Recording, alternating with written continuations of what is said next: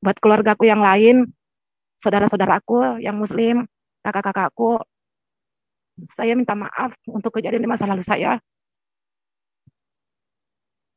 Saya sudah punya keluarga, sudah punya anak.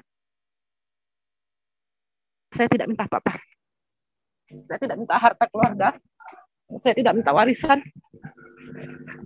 Saya cuma bilang, akui saya kembali jadi adiknya. Dan kalian punya ponakan dari anak-anakku. Biar bagaimanapun itu cucu bapak kita. Bapakku, bapaknya kita.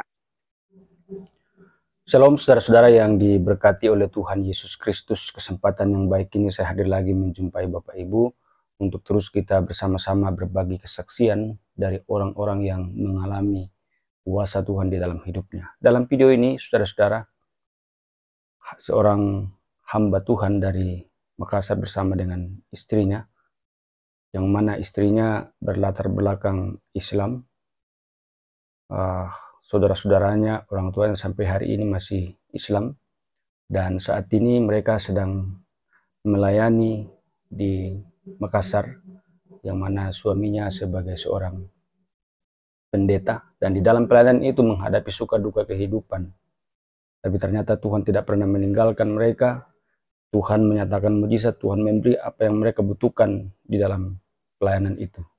Luar biasa kasih Tuhan, anugerah Tuhan terhadap mereka, dan tentunya kita berharap mereka ini terus akan melayani Tuhan dengan sungguh-sungguh dan terus diberkati oleh Tuhan dalam segala hal. Kita saksikan bersama-sama. Shalom semuanya. Sekali lagi saya perkenalkan, nama saya Fikram Rauf, dan di sebelah kiri saya namanya istri saya. Istri saya yang pertama dan yang terakhir namanya Sri Kesumawati. Nah, nanti untuk kesaksian berikutnya mungkin beliau bisa menyampaikan kebaikan Tuhan dalam kehidupannya secara pribadi. Malam hari ini saya pengen bercerita tentang sesuatu yang luar biasa, yang selama ini kalau saya ngomong dengan teman-teman, dengan dalam pelayanan saya selalu bilang kayak gini, ada suatu mujizat yang membuat kita bingung adalah mujizat heran. Nah, mujizat heran inilah yang kami dapatkan setelah saya menyaksikan kebaikan Tuhan pada waktu tanggal 19 Desember, hari Minggu malam, jam 7:30 malam. Saya masih ingat pada waktu itu, ketika ada seorang anak Tuhan berkata begini, ketika pada waktu wawancara dia bilang gini, Pak Fikram punya anak? Iya, anak saya namanya Daniel. Iya, nah ketika saya duduk bersama anak saya, beliau menyaksikan pada waktu itu, nah beliau bertanya, lebih baik kalau Pak Fikram dengan anak nyanyi. Nah, saya menjawabnya, puji Tuhan. Nah, ketika kami lagi berdiskusi untuk nyanyi, nah saya nyambung begini, aduh Pak, maaf nih Pak, di tempat saya nggak ada gitar, nggak ada kejon karena kami baru ngerintis gereja. Jadi kami seadanya saja. Jadi saya pikir saya nyanyi aja gitu, nyanyi akapela saja kayak gitu. Jadi tapi ternyata kuasa Tuhan pada waktu itu sangat luar biasa. Pada malam hari itu sangat luar biasa buat saya. Kenapa? Karena ada seorang anak Tuhan itu menyaksikan kesaksian saya pada waktu malam itu, tanggal 19 Desember. Nah, mungkin ketika pada waktu itu anak Tuhan ini, yang maaf jika saya sebut namanya, beliau itu bernama Bapak Jo, Pak Jo. Nah, pada saat itu mungkin beliau sudah menyaksikan setiap apa yang saya sampaikan bagi setiap orang yang mendengarkan kesaksian saya. Apa yang saya lakukan dalam kegerakan saya bersama keluarga saya, keluarga kecil saya pada waktu itu, dan ketika saya diajak untuk kesaksian dalam puji-pujian pada waktu itu, beliau digerakkan bersama Tuhan. Yang pasti saya nggak tahu apakah memang beliau digerakkan dengan Tuhan atau mungkin karena kasihan, nggak tahu. Tapi saya yakin dan percaya Bapak ini digerakkan dengan Tuhan, sehingga beliau dengan istrinya itu tergerak bersama-sama suami istri menyatakan untuk membantu pelayanan saya. Nah, itu luar biasa pada waktu itu. Setelah lewat tanggal 19 sampai tanggal 30, saya mendapatkan kabar baik pada waktu itu. Pada tanggal 29, kalau nggak salah 29 atau 28. Saya nggak bisa menjawab bagaimana, tapi luar biasa ketika saya baru pulang dalam keadaan hujan-hujan pada waktu itu, karena di kota Makassar hujan. Nah, tiba-tiba saya aktifin handphone saya, dan ketika saya aktif, handphone saya aktif, tiba-tiba ada WA dari hambanya Pak Franky. Dia meng-WA saya dengan bunyinya seperti ini, maaf ya, saya lihat dulu. Ada WA beliau seperti ini bunyinya, supaya ini jelas ya. Ini kesaksian yang membuat saya heran, sampai dada saya ini masih bergetar sampai hari ini masih. Karena kalau saya orangnya kalau kaget jantung saya kencang, bukan karena saya punya penyakit jantung, enggak, tapi kalau saya kaget dia akan berdegup kencang dan membuat saya panas kayak gitu. Jadi Bunyinya seperti ini. Kalau nggak salah pada waktu itu tanggal 28 atau kalau nggak salah tanggal 8 atau 29. Beliau Pak Franky ngomong kayak gini. Maaf, ini kesaksian bukti bahwa Yesus itu luar biasa. Bahwa Tuhan Yesus itu luar biasa. Tuhan tidak pernah memilih orang-orang untuk diberkati. Demikian juga saya yakin bahwa ketika saya menyaksikan kebaikan Tuhan dalam hidup saya berumah tangga, ternyata ada orang-orang yang dijamah sama Tuhan sehingga dia digerakkan Tuhan sehingga Tuhan berkata seperti di antara orang-orang yang baik itu pada waktu itu, inilah yang kamu harus seperti ini. Inilah yang selama ini berapa puluh tahun aku udah sampaikan sama kamu. Kamu harus mencari orang ini, kamu harus begini. Mungkin inilah. Dan pada akhirnya saya enggak dipertemukan, tapi menerima jawaban yang datang dari Tuhan melalui hambanya Pak Franky dan hambanya Bapak Jo beserta keluarganya. Beliau bilang kayak gini sama saya, bunyi chatnya kayak gini, sabar ya. Saya harus, ini gini, ini tanggal 29 Desember 2021, bunyinya kayak gini teman-teman dan sahabatku dan keluargaku. Bunyinya gini, Shalom Pak Fikram, ini Pak Jo mau bantu alat musik, mohon dihubungi Pak. Saya balas beliau gini, bunyinya, makasih kasihan Pak. Beliau jawab baik. Lalu perkataannya seperti ini, bunyinya kayak gini, Bapak harus hubungi Pak. Bunyinya gitu, mohon dihubungi Pak. Nah, ketika saya diperintahkan sama Pak Franky, kan saya nggak hubungi dulu, saya duduk diam dulu. Saya bertanya sama istri. Saya bilang kayak gini sama istri, yang ini kok bahasanya Pak Franky aneh ya. Katanya, Shalom Pak Fikram, ini Pak Jo mau bantu alat musik, mohon dihubungi. Nah, saya berpikir pada waktu itu kan saya nggak pernah ngomong bahwa, walaupun dalam hati bilang, iya memang saya butuh tuh untuk melayani Tuhan, untuk mengiring Tuhan melalui puji-pujian, misalnya gitar atau apa. Dan pada akhirnya, dengan saya berbicara dengan istri pada malam hari itu, dia bilang ya telepon. Nah, ketika itu saya catat nomor handphone yang menolong saya pada saat itu, namanya Bapak Jo.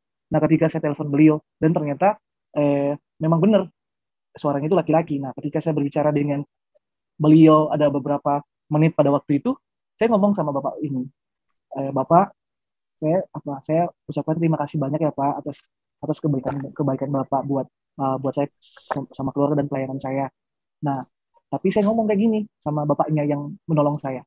Saya ngomong sama Bapak Jo, mohon maaf Pak ya, bahwa di tempat saya ngerintis gereja itu hotel Pak. Hotel bukan ngontrak gitu. Saya bilang tempat saya hotel. Kadang di hotel, kadang juga dikasih gratis. Kayak gitu ya. Nah, saya bilang ini di hotel itu ada juga keyboard, tapi untuk saat ini ibadahnya ditutup kenapa? Karena maaf, kadang saya sama istri itu ada uang untuk sewa tempat itu, kadang juga enggak. Nah, saya ngomong sama beliau gitu sama Bapak Jo-nya. Nah, Bapak Jo tergerak, Bapak Fikram, saya mau mempersembahkan alat musik buat Bapak untuk pelayanannya Bapak. Oh, saya kaget. Saya bilang kayak gini, puji Tuhan Pak, terima kasih banyak Pak atas itunya Pak ya. Tapi saya ngomong lagi kayak gini karena pada waktu saya masih ragu Pak. Saya nggak minta banyak-banyak loh Pak. Saya nggak tahu yang pastinya ada Pak, misalnya gitar kah. Maaf saya pakai bahasa Makassar ya, teman dan sahabat dan keluarga itu saya pakai bahasa Makassar. Iya Pak, makasih banyak. Tidak apa-apa Pak, kalau misalnya gimana yang pastinya saya bisa memuji Tuhan bersama-sama keluarga dan anak-anak muda yang lain gitu dan jemaat. Nah, pada waktu itu beliau bilang, "Ya Pak, saya akan kirim," dan beliau minta alamat saya di Makassar. Nah, saya kan orangnya juga biasa bertanya dulu sama istri gitu. Saya bilang ya, ini betul nggak sih? Kan gitu. Nah, ketika juga biasa kalau ada orang baik yang seperti itu secara tiba-tiba yang saya tidak kenal, saya juga selalu bertanya, ini sebenarnya ini datang dari Tuhan ya tuh. Jadi seperti itu. Nah, singkat cerita, sebelum saya kirim alamat tempat kami tinggal, saya nelpon dengan salah satu hamba Tuhan di Makassar. Saya ngomong kayak gini, Ibu, ada orang baik loh mau berikan persembahannya alat musik buat pelayanan gereja kami. Maksudnya saya nggak tahu beliau benar atau tidak, tapi ya semuanya itu dari Tuhan. Jadi mohon dibantu dalam doa agar berjalan sesuai dengan rencana dan kehendak Tuhan gitu. Nah, tapi jawabannya beliau pada waktu itu mungkin juga ibu ini, seorang hamba Tuhan ini juga mungkin pernah juga mengalami hal yang sama pada waktu itu, sehingga dia bilang gini dengan saya, ya kamu jangan terlalu percaya dengan hal-hal yang yang berbau macam media sosial atau YouTube atau gimana gitu kan. Nah, saya pikir, tapi ini bukan YouTube, ini langsung telepon gitu. Ya iya, dia bilang, iya nak, jangan terlalu mudah percaya, tapi kalau memang kamu yakin dan percaya, ya udah, itu keyakinan kamu dan iman kamu. Nah, pada waktu itu beliau sempat ngomong begitu dan akhirnya selesai. Dan saya masih duduk di kursi. Saya melamun, Tuhan benar nggak sih ini? Tuhan, lalu saya bercanda sama istri. Saya bilang, ya udah, saya bilang, yang kirim alamatnya dulu yang lengkap. Nah, istri jelaskan ini alamatnya, ini apanya, dan sebagainya berikutnya, dan nomor telepon saya dan nomor telepon istri saya. Itu buat saya. Saya kirim beliau dan akhirnya Bapak Joe ini menerima menerima kiriman saya dan beliau balas, iya. Balasannya beliau ngomongnya balasan seperti ini. Saya harus jelas supaya tidak ada yang salah, tidak ada yang gimana, supaya jelas, tidak ada tidak ada kepalsuan dan tidak apa. Karena ini nyata bahwa Tuhan itu baik bagi setiap orang-orang yang percaya kepada Dia secara pribadi. Saya buktikan kasih Tuhan pada malam hari ini. Mujizat itu luar biasa. Karena kenapa? Ini heran buat saya, buat kami suami istri itu sangat buat saya selalu heran. Luar biasa. Apa yang kami tidak pernah lihat, apa yang kami tidak pernah dengar itu Tuhan buktikan itu. Sesuatu yang gimana. Jadi ketika saya kirim alamat saya, beliau alamat saya, lalu beliau, saya balas begini, saya sudah kirim alamatnya Pak. Lalu beliau jawab begini, oke Pak, saya akan mulai kirim ke ekspedisi. Dan saya tidak tahu posisi Bapak Joe, posisinya dia di mana. Nah, saya cuma tulis namanya beliau Pak Joe Amerika gitu. Karena memang gambar foto mukanya nggak ada, cuma gambar mobil gitu. Jadi saya tulisannya Pak Joe Amerika itu aja. Nah, singkat cerita tanggal 30 Desember tidak ada perkataan-perkataan. Ketika memasuki tanggal 31 Desember jam 10 pagi, beliau chat saya. Jawabannya seperti ini. Haleluya Pak Fikram, barang sudah dikirim ke ekspedisi. Saya kaget Pak. Saya kaget. Lalu saya pegang dada lagi, aduh Tuhan, ada apa ini? Saya dapat berkat dari Tuhan, berkat seperti apa Tuhan? Jadi saya tanya lagi istri, saya bilang, ini loh ada WA-nya Bapak Joe dari Amerika ini. Saya jawabnya dari Amerika gitu, karena saya nggak kenal beliau dari mana. Iya, jadi saya juga nggak tahu. Pokoknya saya pun juga masuk di Miracle TV ini juga saya nggak tahu bahwa posisi Miracle TV ini di mana, di Indonesia atau di Amerika. Jadi pokoknya semuanya saya pakai Amerika. Bahkan namanya Bapak Frankie pun juga status Pak Frankie Amerika gitu. Karena saya lihat foto beliau itu bukan di Indonesia, jadi saya tulis saja Pak Frankie Amerika. Demikian juga dengan Bapak Joe ini. Nah, ketika itu saya balas bunyinya seperti haleluya, terima kasih banyak Pak. Kiranya Tuhan Yesus memberkati Bapak dan keluarga Bapak beserta teman dan sahabat yang sudah membantu saya dan keluarga di dalam pelayanan. Ini menurut saya kayak gitu. Nah, lalu secara tiba-tiba beliau ngechat saya jam 5 sore. Jam 5 lewat 44. Beliau bilang kayak gini, Shalom Pak Fikram, hari ini ada 1 bass dan 2 gitar dikirim ke rumah Bapak. Tapi posisinya pada waktu itu handphone saya lowbat. Saya nggak tahu, saya baru buka malam. Lalu beliau kirim lagi bilang apa? Tolong diterima ya, jam 5.45, nomor pengirimnya bla bla dan sekian begitu. Lalu beliau telepon saya nggak angkat. Beliau telepon saya jam 6.20. Saya baru balas jam 6.51. Saya bilang gini, terima kasih banyak Pak, kami kaget Pak. Saya jawabnya kayak gitu. Lalu saya balas lagi jam 7 lewat 19 waktu Indonesia bagian tengah.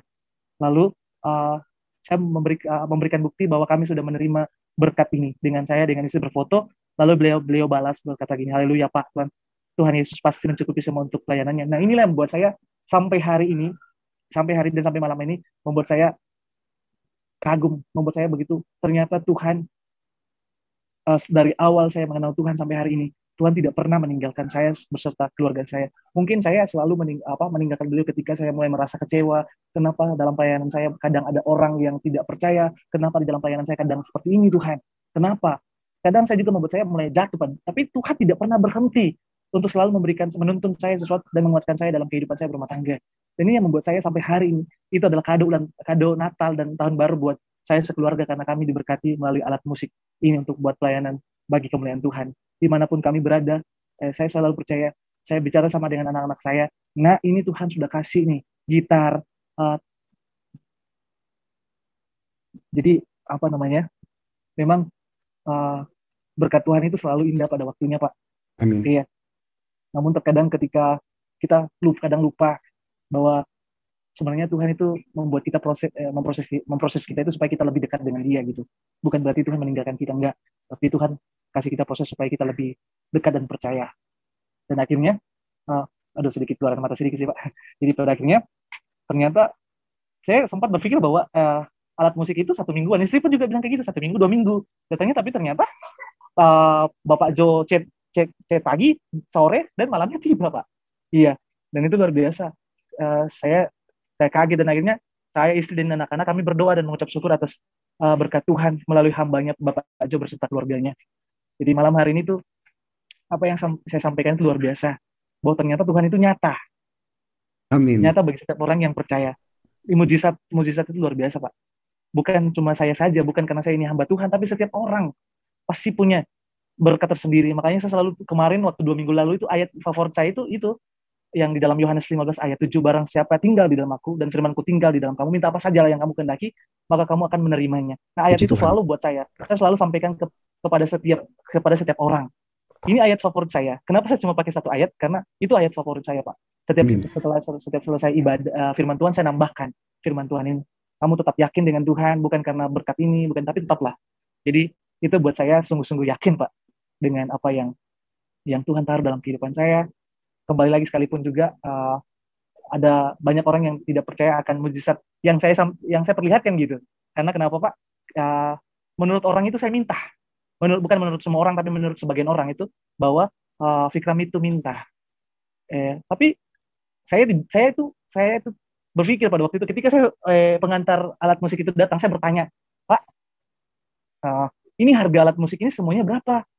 Beliau bilang lebih daripada 10 juta, ya, dia bilangnya lebih daripada 10 juta, Pak. Puji Tuhan ya. Iya, jadi saya kaget, Pak, lebih daripada 10 juta berkat Tuhan dari hambanya Bapak Jo. Sekali lagi saya minta maaf Bapak Jo kalau malam hari ini saya selalu sebut nama Bapak, karena ini nyata loh, Pak. Sekali lagi saya ucapkan terima kasih atas bantuannya Bapak di dalam pelayanan saya bersama istri dan anak-anak saya.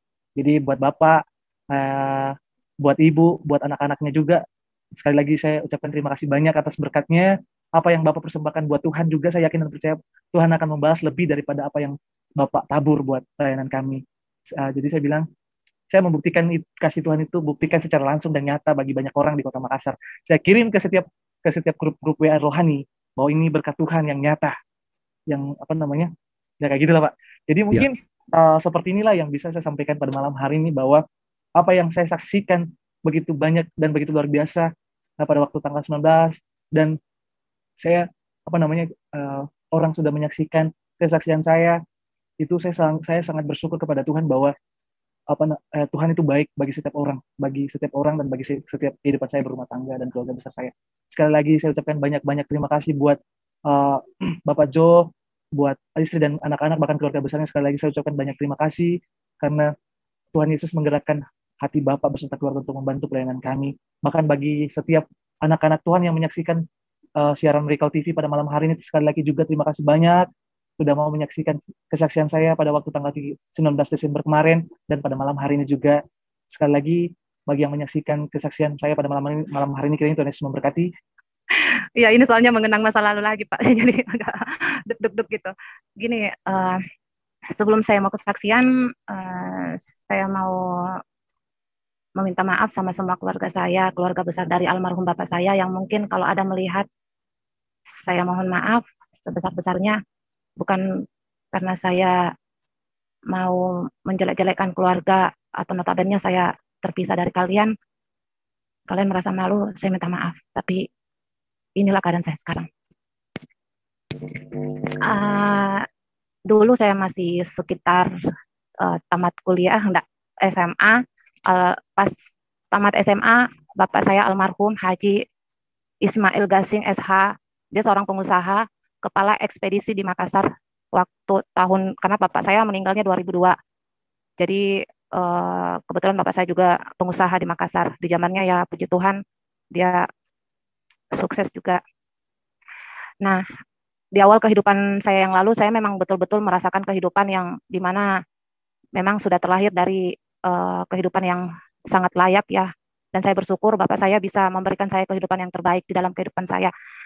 Tapi ketika Bapak saya sudah meninggal, mungkin di situ saya sempat drop, karena jujur ya, saya punya Bapak, minta maaf keluarga saya sebelumnya, saya punya Bapak, punya istri 4, dan kebetulan mama saya dari istri ketiga. Tapi anak saya bersaudara keseluruhan itu 16 bersaudara, meninggal udah 2. Jadi totalnya sekarang tinggal 14 yang hidup. Jadi pas setelah Bapak meninggal, saya sedikit drop. Itu tamat SMA, masuk kuliah. Nah, pas waktu itu, ketika saya mulai merasa tenang, jujur saya dibesarkan dengan mama saya terpisah. Saya tidak kenal mama saya sebenarnya dari kecil. Nanti SD kelas 5 baru saya tahu kalau ternyata mama kandung saya bukan yang membesarkan saya. Cuman saya heran bapak saya tidak pernah mau mempertemukan saya dengan mama kandung saya. Jadi ada rasa rindu lah. Saya pengen sekali satu sama mama saya. Nah pas waktu bapak saya meninggal, setelah bapak saya meninggal setahun, kurang lebih setahun lah, mama saya datang tiba-tiba sama kakak kandung saya yang ikut sama mama saya, mami saya. Kebetulan mama saya orang Manado, jadi saya panggil mami. Jadi eh, di situ saya baru sebenarnya sudah tahu sih dari itu, cuma tidak pernah ketemu pasti, tidak pernah juga sama-sama. Nah di situ dia mengatakan bahwa saya harus ikut dia. Ya udah, aku bilang iya. Terus tapi waktu keadaan itu orang tua mami saya nggak punya apa-apa, kakak saya nggak punya apa-apa. Sementara saya ada diwariskan buat uang kuliah saya. Jadi saya mengambil keputusan uang kuliah saya sampai mungkin S2 itu dibatalkan aja, nggak usah kuliah, cukup belikan saja saya rumah. Dan puji Tuhan memang iya kakak yang megang semuanya tuh memang memberikan rumah dan memberikan deposito juga 2000 2005 2004 2005. Nah, pas udah pindah dari rumahnya Bapak masuk ke rumahku yang baru beserta saudara-saudaraku dari mamiku. Nah, di situ saya mulai merasa terpojok di situ. Nggak tahu kenapa saya kayak merasa terpojok. Saya orang nggak pernah cuci piring, nggak pernah kerja.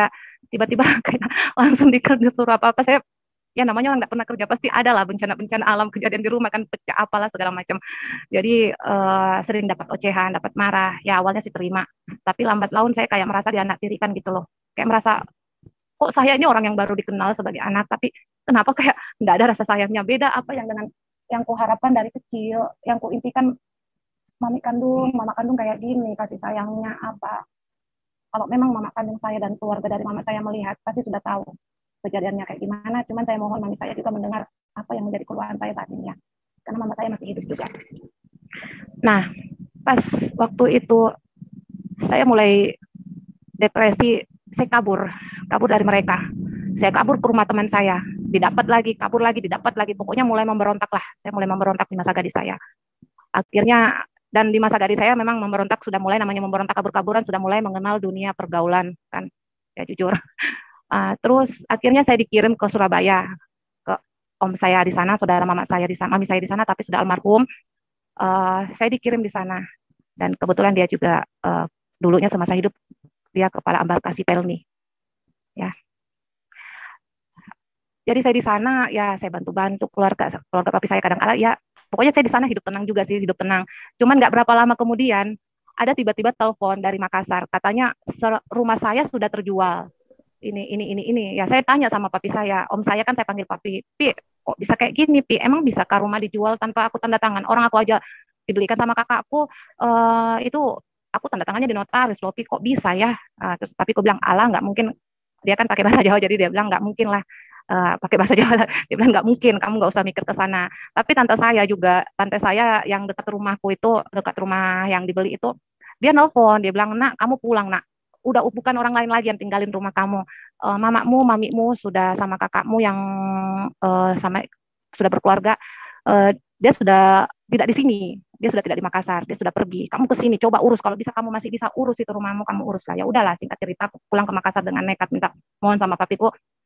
Ya udah diizinkan pulang. Akhirnya mereka memang sudah nggak ada semua. Sempat mau kutuntut, tapi ya namanya ada perjanjian mereka, ternyata sertifikat palsu, sertifikat tanda tanganku yang di apalah segala dipalsukan kayak gitu. Cuman ada notabene sempat mau kulaporkan, cuman dari pihak polisi ngomongnya ini masalah kekeluargaan dan mama kamu terembes nantinya. Ya udah, karena aku nggak mau bermasalah dengan mamaku, karena biar bagaimanapun dia orang tuaku, nggak mau punya masalah hanya karena dengan uang harta, mending aku nggak usah.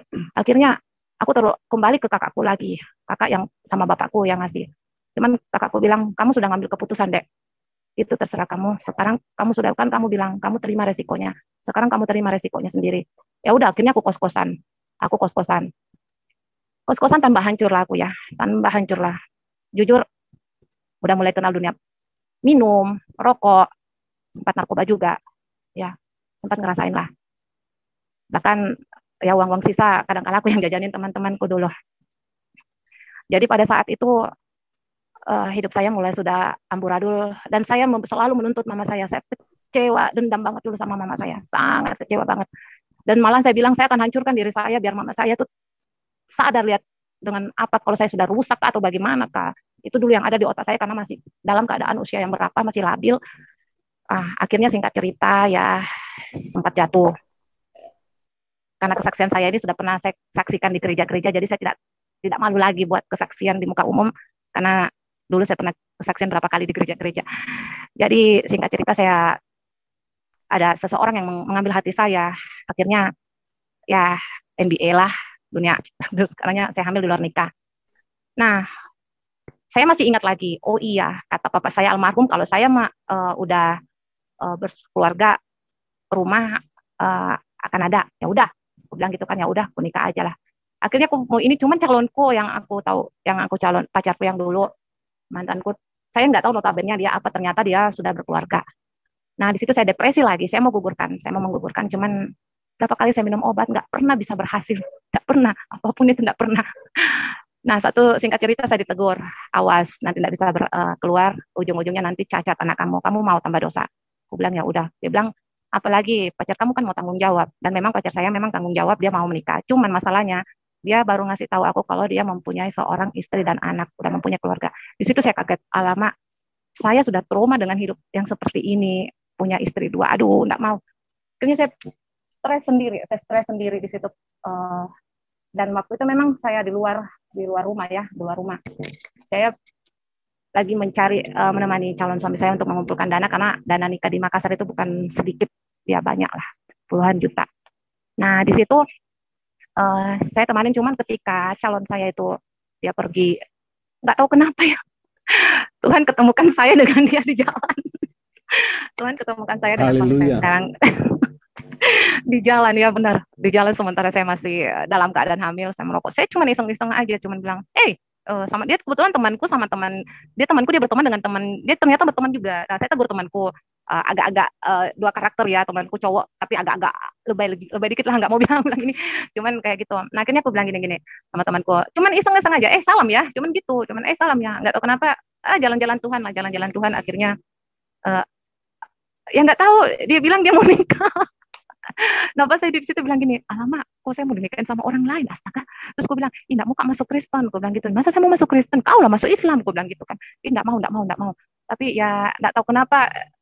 Sebenarnya saya bertanya terus, saya bilang, saya nggak tahu kau tuh, Tuhannya orang Kristen. Saya selalu berdoa kayak gitu, saya nggak tahu Tuhannya orang Kristen siapa, panggil Yesus kah, Tuhan kah? Karena orang kadang-kadang teriak Yesus gitu kan. Cuman saya dulu kayak gitu. Tapi tiba-tiba tergerak hati sendiri, nggak tahu kenapa tiba-tiba tergerak. Dia ngajak, ya saya ikut aja deh, saya ikut ke rumahnya dia, ketemu dengan orang tuanya. Nah, jujur memang waktu saya masuk ke keluarganya dia, saya lihat uh, rumahnya biasa aja, tinggal dikontrakan. Di situ saya sempat lagi, alamak, bisa kak saya hidup seperti ini? Saya bilang gitu kan, bisa kak. Cuman ya aku pikir ya apa boleh buatlah, terima resiko, belakang tanggung persoalan itu dulu. Maaf ya Pak, saya agak tomboy sedikit. Jadi sudah itu berjalan arus, karena notabene dulu suamiku juga, kita sama-sama masih muda, umur 21 ya. Karena kebetulan saya lebih tua setahun daripada dia. Jadi dia belum kerja, tidak ada kerja, selalu mengeluh. Akhirnya ribut, hari-hari ribut, berantem apa segala macam, mertua perempuanku. Ya puji Tuhan, selama aku jadi menantu, puji Tuhan, tanya suamiku gimana aku jadi menantu. Tidak pernah kerja, tapi saya bisa ngurus mertuaku sampai dia meninggal. Itu karena saya sudah menganggap mertuaku sebagai mama kandungku, dan itu yang aku syukuri. Mertua perempuanku, mertua laki-lakiku, ipar-iparku semua sayang sama aku. Malah mereka lebih sayang sama aku daripada anaknya sendiri. Mereka lebih ke adik iparku, lebih sayang sama aku daripada kakaknya sendiri. Kalau aku berantem, aku yang dibela. Kalau aku kabur, disuruh cari. Itu yang aku suka. Makanya aku bilang, mungkin Tuhan tidak ngasih aku rasa kasih sayang dari orang tua perempuan mamaku, tapi aku temukan dari mertuaku. Cuma tidak lama, karena tidak sampai setahun aku sama dia, udah meninggal. Aku ngurusnya 7 bulan sakit kanker payudara, tinggal di tempat tidur saja. Nah, akhirnya udah sempat berapa kali mau cerai, mau pisah, sampai ku panggil, ku nekat-nekat hujan-hujan, pernah dulu Pak, ku nekat-nekat hujan-hujan. Belum dulu, belum. Waktu mau dinikahkan kita konseling, ya oke, konseling. Cuman yang paling saya di sini yang paling saya rasakan bagaimana Tuhan Yesus nyata dalam hidup saya ya. Ketika saya dibaptis, ya kan hari ini dibaptis, besok nikah. Ketika saya dibaptis, ini kami berjejer ada 8 orang. Nah, kebetulan saya orang paling terbelakang. Ya, Pak Di? Iya. Saya orang yang paling terbelakang ininya. Jadi satu persatu orang itu dibaptis turun di bawah lantai, karena di tengah-tengah gereja itu ada kolamnya, di bawahnya turun orang. Aku tengok-tengok begini kan, dia dibaptis kayak gini, enggak ngerti aku kayak gitu. Itu apa sih? Setiap kali mereka geser-geser, aku bilang, ya Allah, aku masih dua karakter. Saudara muslimku, saya minta maaf ya, bukan saya ini, tapi ini kehadiran Tuhan di dalam diri saya yang saya temukan. Jadi waktu itu saya bilang, ya Allah, ini apa? Aku nggak mau. Tapi doa yang kedua aku bilang lagi, aduh, saya tidak tahu kamu siapa, kamu Tuhan Yesus, ya orang Kristen. Tapi kalau memang kau mau pakai saya, ya lancarkan saja lah. Tapi kalau memang ya Allah, kau tidak mau kasih tenang-tenang ini kakiku, jangan digeser-geser lah. Cuman itu yang selalu aku bilang di dalam doaku waktu itu, pergumulan beratku sebenarnya. Karena orang bilang kalau sudah kalau di Islam kan lain, kalau di Kristen kan dibaptis, itu sudah sahnya orang jadi Kristen. Nah di situ saya bilang, ya Allah, kasih ini kakiku jangan diangkat-angkat, jangan digeser-geser. Kalau bisa dikasih tenang-tenang di sini. Tapi nggak tahu kenapa ya, saya tuh satu dua tiga orang itu masih sempat ku tengok-tengok. Nah pas dekat-dekat itu fokus kali, kayak istilahnya kusuk kali doanya. Nggak tahu, cuman tunduk begini aja. Tahu-tahu udah ada di cemplungnya, udah dicemplungin begini. Dan pas naik, yang orang ketawa aku malah bilang syukur alhamdulillah. Kau ingat Pak Toh? Saya malah bilang syukur alhamdulillah, kan nggak tahu, belum tahu kata puji Tuhan, belum tahu sama sekali. Orang malah ketawa. Di situ saya kaget. Kenapa saya bisa sudah ada di kolam sini padahal saya ada di sana tadi. Di situ sampai Pak pendeta siapa itu? Iya Pak pokoknya ya Om Nathan, almarhum pendeta besar gereja Sharon Tabernakel. Itu sampai heran sendiri lihat saya, karena saya heran gini. Saya mikirnya bukan begini, saya cuma gini. Mikirnya kenapa? Saya itu sudah dibaptis tapi enggak apa-apa. Cuma perasaan saya tadi di sana kok tiba-tiba sudah tak cemplung di sini ya. Sudah kena gini. Nah, udahlah, singkat cerita sudah selesai. Di situ saya belajar saya mulai belajar karena saya sudah merasa diri saya Kristen, jadi otomatis saya harus belajar, harus benar-benar belajar. Di situ saya belajar memulai kenal-kenal Alkitab. Cuman ya namanya proses kehidupan ya Pak ya. Banyak dulu masih kita masih muda, sering ribut, berantem apa, akhirnya saya tidak mampu. Saya lari hujan-hujan, jalan kaki karena ada berapa meter lah, ada berapa jauh petakan rumah saya, lorong-lorong, saya nekat jalan kaki. Manggil Pak Pendeta almarhum itu buat kasih pisah, buat cerai. Saya bilang, enggak mampu saya ceraikan, enggak mampu saya begini, saya enggak mampu hidup susah, sudah hidup ini, suamiku juga enggak karu-karuan, ini, pokoknya segala macam lah di situ. Nah, akhirnya Pak Pendeta datang sama tim doanya, dan dia kasih dia nasihatin saya segala macam, sampai akhirnya dia ngasih satu saya ayat. Apa yang dipersatukan Tuhan tak dapat dipisahkan oleh manusia kecuali maut. Di situ saya kaget. Itu yang pernah menjadi pertanyaan saya ketika saya dulu masih selalu berpikir, kok bapak saya bisa punya istri 4, ini. Itulah pertanyaan, dan di sinilah hukum pernikahan saya dapat. Oh iya, di situ saya enggak tahu, tiba-tiba saya langsung lagi jeritan kedua. Saya di situ menangis lagi, piluk-piluknya saya menangis sampai saya tersungkur sendiri, saya minta ampun, dan saya disatukan lagi kembali sama suami saya. Padahal surat nikah saya sudah kubakar di depan mertua saya. Saya bilang, Mak, saya sudah tidak mau, Mak, ini surat nikah saya bakar, selesai. Jadi aslinya enggak ada, tinggal kopi dari gereja, apa namanya istilahnya? Iya. Kata mereka mungkin apakah sebabnya bisa. Nah, ya. Jadi setelah itu singkat cerita ya, kehidupan saya dengan suami saya ya begitulah Pak, namanya kehidupan berumah tangga, ada saja. Selalu konflik, berantem. Tapi memang benar di situ juga saya mulai berantem, tapi saya perlahan-lahan ketika baik berantem baik, tapi ketika saya dulu baik, saya mulai berubah kehidupan saya dari kehidupan yang sangat-sangat susah dulu sampai kami sering numpang sana sini ya, dari rumah keluarga, rumah ini, sampai akhirnya saya ketemu dengan satu tempat pelayanan misi di sini di Kota Makassar. Di situ saya belajar betul-betul melayani. Jadi saya sempat menjadi seorang guru anak jalanan ya, dan saya betul-betul di situ tiap hari berdoa. Sudah berdoa, pulang ke rumah jam 3 mengajar. Padahal saya itu hamil ketiga, anak saya ketiga. Tapi saya bersyukur di situ karena Tuhan membukakan kehidupan yang mulai berkembang sedikit demi sedikit. Tapi ya namanya iblis tidak mau tinggal diam. Pasti kalau ada baik-baiknya pasti ada buruk-buruknya. Nah, itulah kedagingan kita semua. Saya juga mengaku banyak kesalahan dengan suami saya. Kadang-kala saya kurang menerima dia kalau apa-apa, karena kadang-kadang saya bilang, Pak, kerja sakit, cuman nggak tahu kenapa suami saya kerja ini, kebanyakan dia ini, saya bilang, Pak, memang melayani fokus, tapi ingat, kita juga butuh makan. Kita pergi berdoa kiri kanan, saya tidak makan dengan anak, Kak, tidak ini. Dia bilang, ada Tuhan. Nah, di situ sempatlah kedagingan saya, otak saya, bagaimana saya ya mulai berbisnis sendiri ya, saya mulai bangkit sendiri dengan bisnis saya, kecil-kecilan di rumah, tapi ya bisalah saya buat suatu karya apa gitu kan. Itu yang bertahan sampai sekarang ya. Jadi eh, jujur ya, saya sempat terpisah dengan suami saya beberapa tahun ini. Jujur, jujur Pak, jujur. Kami sempat terpisah. Suami saya berjalan sendiri mengurus gerejanya. Ya, kalau dia jadi pendeta pertama, saya masih ada menemani. Ya, tapi ketika dia jadi pendeta kedua, jadi gembala kedua, saya sudah cekcok sama dia, dan kami tidak sama tinggal sebenarnya, tapi masih ada kontek-kontekan, masih ada apa, masih ada sharing-sharing, masih ada saling ngomong, tidak ada apa-apa ya. Itu dia. Jadi kami, ya mungkin saya juga sudah mengenal banyak dunia luar kemarin, suamiku juga mungkin mengenal sama dunia luar kemarin ya. Itulah ketika kita berumah tangga dengan ini, buat saudaraku yang lain lah.